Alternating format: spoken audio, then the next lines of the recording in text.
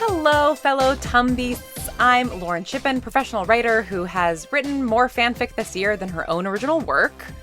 And I'm Cherokee McAnelly, head of entertainment at Tumblr, and person who gets shows spoiled for her as a job. And this is Dashboard Diaries, a podcast for you, the folks who are in this internet bunker with us. We talk about what's going on our favorite hell site, get into what we like to call Tumble lore, do fandom deep dives, and share the times when we've gone feral over a new ship. So, Cherokee, how has your last 2 weeks on Tumblr been? What have you been seeing on your dash? We have been having a lovely couple of weeks on Tumblr. I will say I've been focusing a lot on some Q&As that we have coming up. So that's really what has been on my dash and what I have been scrolling through constantly. And I actually think I can tease a couple of them based on when this is coming out. So first, I know that we talked about A League of Their Own last week, but we will be doing an answer time with some of the cast of A League of Their Own. So I have been really deep into that tag, to the point where it's also all my suggested content on my dashboard, just really diving in. Oh my God, incredible. I am so excited, Lauren. I cannot wait. Can't wait for that. It's going to be hard. And I've been rewatching League of Their Own. I know I just watched it, but I really want to prepare, so. Yeah, it's work. It's work. Yeah, exactly. I have been, and I need to really see, the moments, the background. So I've been diving into A League of Their Own, which I'm super excited about. So that's what's afoot on my dash this week. Ooh. How about you? I mean, lots of good stuff. Well, this is not Tumblr related. This is over on Hellsite. Derogatory Twitter. But speaking of League of Their Own, Will Graham, one of the creators of the show, followed me on Twitter. And so we're Twitter mutuals now. Love to see which is so nice. Let's see. On my dash, I was on vacation last week for about 5 days, and so I'm still catching up on my dash because I was not really scrolling Tumblr while on vacation. This feels like a strange thing to bring up, but Gorbachev died recently, and I saw a lot of stuff about that on my Tumblr dash for some reason. I don't particularly follow any political blogs, but Tumblr is certainly a very I would say left-leaning place. It's got a lot of politically active users, so no matter who you follow, that stuff might bleed through. But yeah, I saw a lot of people confused that he was even still alive to begin with. So that's one odd thing I saw in my Tumblr dash recently. And the other kind of strange thing that I've been seeing a lot on my dash recently that I just realized that we're gonna have to do an episode about this because it's a perfect example of weird, a weird particular Tumblr thing happening to a TV show. I've been seeing so much Breaking Bad, and it's now sort of reached this meta height where people who are seeing the Breaking Bad posts and haven't watched the show have this understanding of what the show is that's completely separate from what the show actually is, and people are talking about that now, and so I'm flagging that for us as a topic to talk about sometime in the coming months. Put a pin in it. Exactly. Well, actually, do you think that's anything to do with Better Call Saul? Because that's one of the most popular shows on Tumblr. It's always in fandom. So I wonder if people are either watching Better Call Saul before they watch Breaking Bad and then going back to watch Breaking Bad, or because Better Saul it's a hard one. Better Call Saul is trending. People are seeing it on their dash and then being like, "Oh, I need to watch Breaking Bad so I can watch this show." It's a ponderance. That's not a word. It might be something to ponder, something to consider. I absolutely think you're right, and I definitely think that it's worth examining in depth because Better Call Saul recently ended also, and so people have been freaking out about the finale of that. Although it's ended on AMC, but the last season hasn't yet come to Netflix, and so I think that there's lots of people who don't have AMC or AMC Plus who are waiting for it, so I think we'll see another wave of that. But I think you're right. I think that there is a really legitimate Breaking Bad universe fandom on Tumblr of people who really genuinely love the shows because they're excellent TV shows. And then there's the Breaking Bad meme community that overlaps with actual fans And so, yeah, it's a very interesting ecosystem that I'm like very excited to look further into. We should definitely do a deep dive into the Breaking Bad and Better Call Saul universe. Yes. And the separate communities on Tumblr. I'm very interested to see that too. I haven't watched Breaking Bad. I watched the first season of it twice. And because every time I'm like, oh, I need to rewatch this show, and then, or like watch this show, I start again with season one, and then never, because it's really intense. And obviously, but that could be one of the shows because have you watched all of it? I've watched all of Breaking Bad. I've not seen Better Call Saul. Well, great. Well, neither of us have seen that, so maybe we can get another expert on for that. But the fact that you've seen Breaking Bad and I haven't, I feel like there's some we can do there, you know? Oh, yeah. I want you diving into the Tumblr tag for just Breaking Bad and trying to guess trying to understand what the show is about, like you did with Supernatural, because I do think that it's like a very separate thing from what the show actually is. Like a season, like I know where season one ends, but I know we, like, with the bathtub crashing through the ceiling or whatever.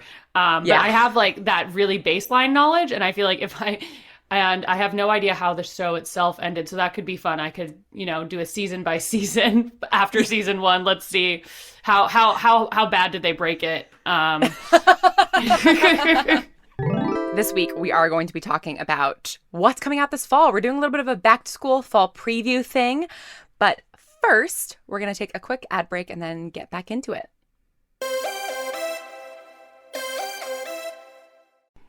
Hey, Hellsiders, it's me again. Thank you so much for listening to Dashboard Diaries. If you'd like to tell us what you're excited about this fall, something we didn't cover on the show, or share your feels with us in a voice memo that we can feature on the show, you can always email us at dashboarddiariespod@gmail.com. And if you really enjoy the pod and want to show us some love, please give us 5 stars on Apple Podcasts or Spotify or wherever you get your podcasts. And remember, tell your friends. And now, a word from our sponsor. Are you a beer fan looking for some new brews? Tavour is the app for fans of beers, craft brews, and trying new and exciting labels. You can sign up in the app and can choose the beers you're interested in, including 2 new ones daily, adding to your own personalized crate. Pay for the beers as you add them to your crate, then ship whenever you're ready. And the price of shipping never changes with the size of your order.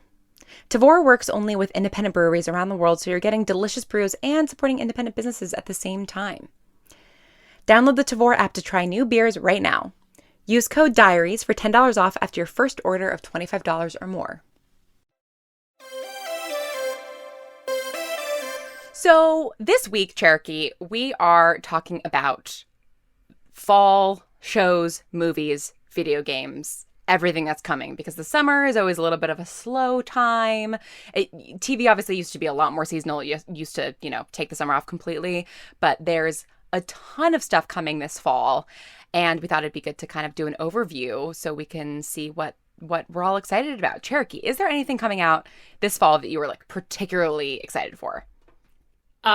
Yes, definitely. So many things. I'm very excited. First off, Rings of Power just premiered today, but a week from when this episode, or that will have been out for a week once this episode comes out, but I cannot wait to watch it. I haven't watched the first 2 episodes yet. Same. But I'm beyond excited for that. Also, later in this year, the new season of the L Word Generation Q comes out, which I'm very excited about because I did a full L Word binge during the pandemic. And, I'm very excited that I can continue this journey. And then I think, and then we have, of course, Don't Worry, Darling, which truly can't wait to see all the Marvel films. But and also Cobra Kai season 5, which I haven't watched. I will admit that I haven't watched it since season 1, but it is a really great show. It's super popular on Tumblr, so I think honorable mention for Cobra Kai and the Tumblr community. And I'm sure there's dozens of other things that I am forgetting, but I am especially excited, A, for Rings of Power, and B, I know that we have. I don't know if it counts as a preview because it'll be coming out actively for the next month or so. So yeah, 2 months. Yeah. Yeah. And it came out on September 1st. So I think that it definitely counts as a fall show. Yeah. And certainly is one of several sort of big franchise TV shows occurring this fall. I mean, we have Rings of Power, we have House of the Dragon that will be finishing up its first season in the next 2 months. And we also have Andor, which is the next Star Wars TV show. And that I think is one of the things that I'm most excited about, because Star Wars is something that I got deep into in the pandemic. I'd seen all the Star Wars movies already, but during the pandemic, I watched all of the Clone Wars animated series, which is phenomenal. And so now I'm really, and Rebels as well, the series that came after it. So I'm now like deep into the Star Wars universe. And I have to say, the TV shows have been my favorite part of the franchise. Like, the movies are fantastic. They're so fun to see in theaters. They're incredibly well made. But I love The Mandalorian. I absolutely lost my mind at the Obi-Wan show. I love The Bad Batch, which I also think is coming back this fall, which I'm so excited for. It's another animated show in the Star Wars universe. And so I'm really excited for Andor, which is a prequel to Rogue One, which is one of the sort of standalone Star Wars movies that was really beloved, I think, by a lot of people. Yeah, Rogue One is one of the few Star Wars movies that I have seen. Amazing. Is that the one where everyone dies? Yes. Yeah, I have feelings about that. You and a lot of people. Yeah. But I agree with you. I'm really excited about Andor. First off, I mean, Diego Luna. Dreamboat. Love Diego Luna. So and I'm definitely going to watch it, especially though, as I have not seen every Star Wars film, but I am trying to like kind of get into that universe, because I think there's just so much, so much lore, so many different offshoots, and I feel like that's a rabbit hole I would definitely like to fall into. And I think Andor weirdly might be where I start. So I love that. Yeah, I'm really excited about that. I also, I forgot to mention, Tell Me Lies is coming out. This is based on it's a Hulu series based on a novel by Carola Lovering. And it is actually produced by Emma Roberts and Bellatrist, which is the book club that Emma Roberts started with her best friend, Cara Priest. And I'm really, really excited about this title because it comes out It comes out September 7th. It's like a weekly release on Hulu from there. And the show itself flashes back and forth between current day and 2007. So there's going to be some great nostalgia vibes. I'm super, super excited to watch this. And Bellatrist also produced First Kill, which was a super great, title as well. So excited to see what they do with this one. And then also Barbarian is coming out on the 9th, and that's a film, or on September 9th. That's the new 21st century pictures film with, it's Justin Long, Bill Skarsgård, and it's the new, one sec. I just did a Q&A with them, but it's a new horror movie coming out. Cool. If you've seen a horror movie recently or like anything in the theaters, the trailer has been playing for quite a while. And it looks really good. Looks really good. Very, very scary. The director Zach Kreger, who has done a lot of great stuff that Tumblr is a fan of, and so we did an answer time around it. So I'm super excited for Barbarian to come out. That sounds very cool. Too, though it is scary. Yeah, scary. Don't do those. Don't watch it alone, folks. Yeah. My tolerance for horror movies sort of vacillates, and it's funny. I've become more squeamish as the older I've gotten, which is strange to me. But I do. When you're in the mood for a horror movie, there's really nothing quite like it. Yeah. Especially with Halloween coming around the corner too. I mean, there's so many good horror movies to rewatch, and so much good, horror coming out. I actually, now that, and this is, we can cut this out probably for an interlude, but I want to see when the new Mike Flanagan, he's doing Fall of the House of Usher. Coming out. Which I'm so excited about, because that is my favorite Poe story. I cannot wait to see what Mike Flanagan does with it, because he's exactly the right person to adapt it. He is so good at that creepy crawly under your skin, which obviously Poe is perfect at. Even can anyone be perfect? I think he can be at this. But yeah, and so there's Fall of the House of Usher. That's not coming out, I don't think, in 2022. But then we have The Midnight Club, which is coming out in October 2022, and this is the third or fourth, I guess, installment of this kind of anthology series that he's been doing, starting with Haunting of Hill House, Haunting of Bly Manor, Midnight Mass, and now he's doing The Midnight Club, so it'll have a lot of the same cast members. And awesome. I am stoked about that. That is very much, Lauren, I'm the same, where horror is not really my vibe. I get scared very, very easily, and I will have nightmares, like I am a child. And nightmares, they're not just for kids, folks. But that's one of the shows where it's just so good that you can kind of look past the fear. I even rewatched Hill House because there were so many background ghosts, and I wanted to see all the background ghosts because they have, and that he like does that so well. Which again, I think he'll crush it in Fall of the House of Usher with kind of those little, look closer at every frame and find 20 different things going on. He is a master of the panning camera that like pans over and there's nothing there, and then when it pans back there's something in the background, and then it disappears, and just like it's that amazing horror thing that he is so good at, and that a lot of directors really utilize well in horror movies, which is that your brain doesn't even register what you're looking at, but there's something unsettling about it. Exactly. It's like you don't really even notice that there's somebody standing in the doorway, but there's something in your brain that's like, oh, I'm creeped out because like I saw something, but I don't know what because it happened so quickly. I love that stuff. Oh, it's so good. I love I love a side of I love a side of confusion with my fear. Exactly. Yeah, no, but honestly though, it really instead of just regular old fear is so one-dimensional, right? Like let's add to it. Let's add some let's make it a thinker also. That is so real. Well, and speaking of creepy things, well, I actually don't really even know if this is even that creepy because I've never seen the original movie or read the book. They've made a new TV show of Interview with a Vampire, which is fascinating to me because I've heard very little about it. I think it might be AMC, which is part of the problem, is that AMC Plus is not a service that a lot of people have.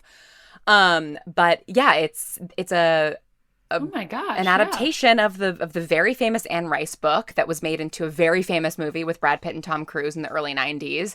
It's, if you want some gay 19th century vampires, there you go. It's Interview with a Vampire. And I want to say in this adaptation they're making them a little bit more explicitly a couple or something. I don't know enough about Interview with a Vampire to confirm this. So please, listeners, tell us in our Ask box or at dashboarddiariespod@gmail.com. And it looks like Interview with a Vampire comes out October 2nd. So we have a month to wait. And I, for one, can't wait to see how gay it is. Yes. I mean, that's so true of so many TV shows. Yeah. And speaking of, one of the returning shows that I'm excited about that is absolutely Tumblr related in the sense that it's a very big Tumblr fandom, and also that's how I started watching it, is 911, the Fox first responder drama. It is the only show that I watch on network television now, I think, which is wild.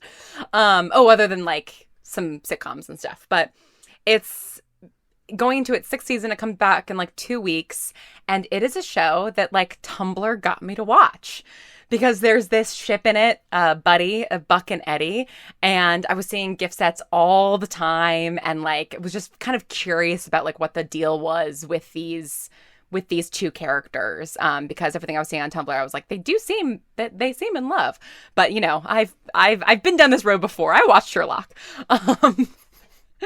But then Eddie isn't even in the first season, but I started watching the first season, and Connie Britton is in the first season, and I love her, and Peter Krause and Angela Bassett are in it, and it's all these disasters, and I don't know if this is something you know about me, Cherokee, but I love disaster movies. Day After Tomorrow is one of my favorite movies of all time. Lauren, how have we never talked about this? I also love disaster Day movies. After Tomorrow. Oh. Do I ever? Sign me up for Day After Tomorrow 2012. Yes. Yes. San Andreas. Yeah. All of those. Rampage, The Rock. One of my favorite sub-genres of disaster movies is The Rock holding the world together with his strong arms. That's exactly the way to describe it. So you might like 911 a lot because it's these, and each season, so I'm very excited for the premiere because each season opens, with the exception of the first season, each season opens with like a mega disaster. So in season 2, it's this 7.1 earthquake. In season 3, it's a huge tsunami. It always opens with an enormous disaster. And so I'm very excited to see based on the promo art that's been released, it looks like a blimp is going to crash, which is just like perfect. Okay, 1894. So I highly recommend it. And also, like, a lot of stuff happened in the previous season that was very buddy centric. And so there's like a lot of hope in the fandom that it's actually going to move forward and become canon. And like, I don't know that I buy that it's going to become canon because, once again, I've been around the block, right? Like, fool me once, shame on me, fool, or whatever it is. You know? Like, I'm not going to be fooled again. Shame on, I don't know, whoever. So I'm very curious to see how it goes. And, you know, if it goes canon, we'll definitely have to do an episode on the buddy fandom, specifically within the 911 fandom. Well, first off, I am definitely going to be watching this show. I'm sold. I love a big disaster that is not in real life. But it actually reminds me, have you watched La Brea? Is that a show that you have checked out? I haven't. And it pops up on my Hulu suggested, of course, because of 911, but I do need to watch it because also the other fun thing for me about 911 is that it takes place in LA, and I lived in LA for 8 years, and I worked at a sandwich shop on La Brea for 2 years. So, like, it feels like I should watch La Brea. Oh, yeah. And also, the season 2 comes out later this month, actually, September 27th. Okay. So, and you can watch it, on Hulu. And I'm learning this not because I'm paid by anyone, but because I Googled it just now. But yeah, that's another show. I started it. I haven't finished it yet, but it's a disaster plus some other unknown elements that make it really fun. And I honestly don't think there's a specific reason why I stopped watching it. I think maybe I should circle back to La Brea, but then I have 911 on my plate now too. All these disaster shows, so little time. So I thought it would be fun to do a little game related to the trends of Tumblr this year leading up to this point. Like, as we head into this new season, as we head into sort of the fourth act of the year, I thought it'd be interesting to ask you some questions to have you identify what Tumblr trend I'm describing here. Does that sound good? That sounds great. I love it. I also love the fourth act of the year. What a great way. I'm going to stop calling things quarters and start calling them acts. I love that. Well, I know. I was going to say Q4, and then I was like, that's so boring. Yeah, right? This is the fun podcast. I don't have to, be doing spreadsheets. The fourth act. Okay, so I have 3 questions for you about 3 different things that sort of like went all over Tumblr for a period of time between January and August. Okay. So, the first one is, this email subscription of letters and journal entries has brought an old fandom back into the light on Tumblr. Dracula Daily. You are correct. If you are unfamiliar with this, I feel like maybe we've mentioned this on the show before, but Dracula Daily is a email listserv that you can sign up to that sends you Dracula in real time. It's been going since I want to say April or May. And for whatever reason, it really found a home on Tumblr. So I get Dracula Daily, and, then on my Tumblr Dash that day is sort of reacting to what has happened that day in Jonathan Harkness's life and his, various friends. So it's a delight. All right. Next question. Throughout the year, you may be scrolling and encounter an animal falling down. Falling down your dashboard, basically. This is hard to describe. You might be... crabs. So crabs, yeah, okay. So yes, the crabs would also be a good answer for this. That's not what I was thinking It's another animal falling down. Okay. Different animal falling down. It's a post. It was a post and sort of a series of posts. It became a meme. Huh. I'm like horse plinko, but I don't think that wasn't... Yes? Yes, Horse Plinko. Horse Plinko. Then I was very confident about that answer. And do you want to explain the crabs for people who maybe are not familiar with the crabs? I would truly love nothing more, Lauren. So on April Fool's this year, we decided to do what we always do and descend into chaos, descend the Tumblr dashboard into chaos. And so this year we just put a bunch of plugins all over the dashboard. One of them was like a sponge and it would make your dashboard dirty and you could like clean it off. So satisfying. There was like emoji spells that you could cast, I think. And there was crab. So if you hit the crab. generate crab button, you could just create as many crabs as you wanted to, and they would come across your dashboard and like interact with each other. And I actually can tell you exactly how many crabs were generated if you would like to know. Oh my God, I would absolutely love to know. Let me pull this bad boy up. So on April Fool's Day alone, there were 25 million crabs summoned. That's so many crabs. And to give you the, like, what we did was we called our April Fool's Day Bricks Clickathon. And we essentially said that we had hired a new head of viral marketing named Brick Wortley, who wanted to like drive engagement on Tumblr. And he did this by just creating a ton of buttons you had to click. And look, 25 million crabs. It worked. Brick did pretty friggin' well. Brick did well for a fictional character. we commend you, Brick, though he did dramatically at the end of the day quit and or get fired. I don't know which, but you know, Brick. That's right. Brick shined bright, but for a short amount of time. Burned bright and fast. But now you can actually like get crabs on the dashboard. We like made it a thing that you can like send people crabs for 24 hours and do all this kind of stuff. So the crabs live on. And yeah, I can't tell you why we did it, but I can tell you that we're so glad we did. Yeah, exactly. The goal was chaos. And it worked. And this leads perfectly into my third and final question, which is about another Tumblr feature.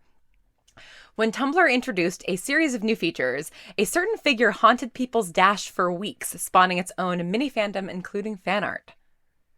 I guess that had less to do with it. Like, this figure didn't necessarily come from one of the new features, but the new features affected this particular, I guess, like monetization arm of Tumblr. So like what, like Tumblr Blaze? Yeah. So like, and sort of just like the Tumblr ad ecosystem, I guess. And this was a particular Tumblr figure who, oh my gosh, Pika Man. Pika Man. Pikachu Man. He haunts my dreams. He is also one of my sleep paralysis demons. There's I'll reblog this. There's a really great fan art of Pikachu Man as the Wendigo from Hannibal. It's excellent. Oh my gosh. I am just, everything that happens on this website is my favorite thing. Yep. It's perfect. Speaking of things that haunt our dashes, I think it might be time for some dashboard confessionals. Oh, am I ready? I'm gonna go first because mine's like a little bit of a bummer, which is a weird maybe to bring, but I do think it's interesting. So on September 1st, 2014. September 1st, 2015, I reblogged a screenshot of a J.K. Rowling tweet about the first day of Hogwarts, because that used to be like kind of a big day on the internet, especially fandom internet, right? September 1st, you get on the train to Hogwarts at King's Cross and you go off and it's the first day of the school year. And I actually went to King's Cross one year when I was in London, and like people gather there every year and it was lovely. And of course, we all know now that J.K. Rowling has proved herself to be not a good person. And so all of these things feel a little bit different. But like, it was interesting to kind of think like 2015 doesn't seem that long ago to me. But it really was like a reminder that, you know, the Harry Potter fandom has kind of had to transform, or rather like our relationship to Harry Potter as fans has really had to transform really only in like the last couple of years. Yeah. So that's a bit of a bummer one, but like I did think that it was interesting. Despite that relationship having to change because obviously this new information about J.K. Rowling came to light, and you know, we obviously can't support her work. Like Harry Potter still meant so much to so many people and created so many connections and relationships. And I think you can definitely honor those connections and relationships and like what it meant, while also being like, I will no longer be supporting these works. Exactly. Yeah. And like, I do think, you know, I think everybody has their own relationship to the fandom now, and some people don't want to engage with it at all, which I completely understand. I myself kind of have a hard time engaging with like fan fiction or fan art of the story because it makes me sad. To your point, like there really is a whole community that's sprung up out of it and can operate on its own now. Like I know the folks who run LeakyCon, and like, you know, that they have built this like wonderful community of people that now is sort of operating as a celebration of itself rather than like, you know, putting money in this transphobe's pocket, right? Like we all agree that like we're not going to do that, but then it's like, how do we engage outside of that? And I don't think that there's like a right answer necessarily. And so, yeah, I think it was a sad reminder of what we lost, but also like a powerful reminder of fandom being bigger than the source material, right? Like I did make friends through Harry Potter, and like that can't be taken away. Exactly. And I mean, that's what's so beautiful about fanfic and fan art and that entire, because we can now, like, you know, these characters, these stories have their own life, and they have been retold in so many ways completely like outside of J.K. Rowling's realm. And I think, they've completely taken on a life of their own. And I think that is what makes, you know, I mean, it's just one of the many reasons that makes fan fiction and fan art so beautiful, is that it is, these transformative works are, you know, so mean so much to so many people, and people have really gotten, you know, I think that also having that as an outlet, I'm sure, is a huge aspect of people who had to really change their relationship with Harry Potter, especially because the queer community was so connected to Harry Potter. Yes, and Harry Potter really felt like such a beacon of like hope and tolerance until it didn't, until J.K. Rowling revealed that she was a huge transphobe. Yeah. Anyway, Cherokee, bring us back up with whatever your dashboard confessional is. Well, mine is ridiculous. So I think, we really perfect palate cleanser. I've dropped the link into our little doc, Lauren, and we'll also reblog it to dashboarddiaries.tumblr.com. And this is something I reblogged on September 7th, 2015. It is a classic OG, one of those over 1 million notes posts. It is the gif of a woman playing a bongo and also playing the drums on a possum. And if you have seen this post before, you know exactly what we're talking about here. And if not, you will see. You're in for a surprise. And don't worry, she's not hurting the possum. She's lightly patting the possum. Yeah, she's playing a bongo and petting a possum, I think, is rhythmically tenderly petting this possum. You can tell the possum is loved. I think it's eating something. Yep. And she's just having a great time. I forgot about this GIF. You were really pulling up all of the great forgotten GIFs for me. I really appreciate it. It's my gift to you. And with that, we have our final segment this week and every week, which is our Feels Corner. Cherokee, what has you in your feels? Gosh, so what has me in my feels this week is Malik's on Roswell, New Mexico. I don't know if you watch this show, but I saw the original Roswell. I loved that show, but I have not watched the new one yet. So it's ending right now with season 4. The final episode comes out on September 5th, and Malik's is the main ship in this show, and it's played by Michael Vlamis and Tyler Blackburn. And this ship has been canon since season 1, episode 1. Minutes in their first interaction, the ship is canon. Incredible. And it's just like I have been, you know, watching the show because it's really popular on Tumblr, and so I wanted to, you know, check it out. And it's one of those fun YA CW shows. There's aliens, there's you know, ships. And the fact that the ship was canon from the get-go with their characters' names are Michael and Alex in the show.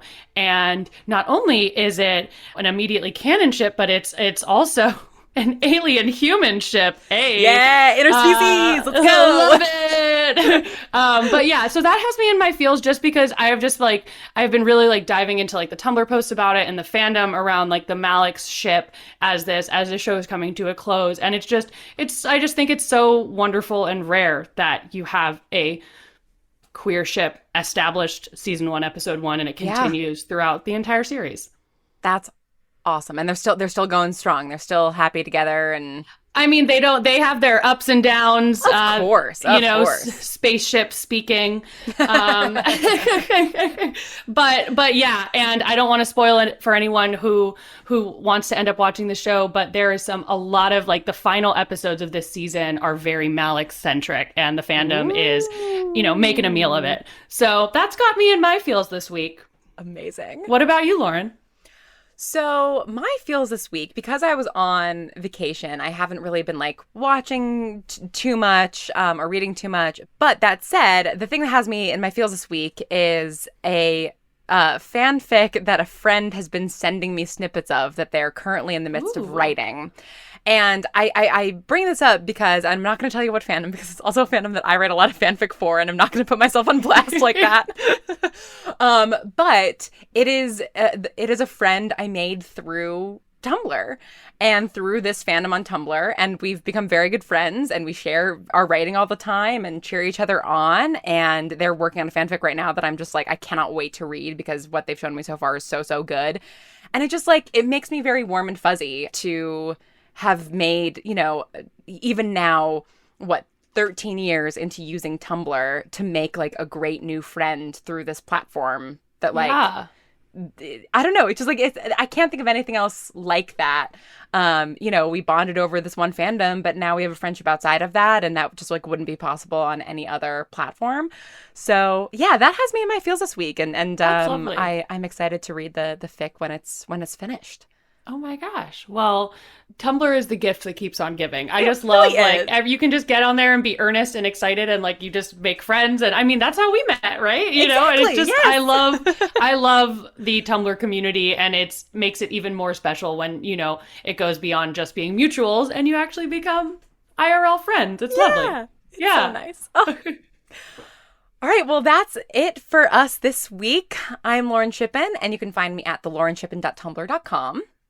And I'm Cherokee McAnelly. You can find me at chero.tumblr.com. This has been Dashboard Diaries, and may our nons always be loving, your dash always refreshed, your gifts always be loading, and your ships always canon.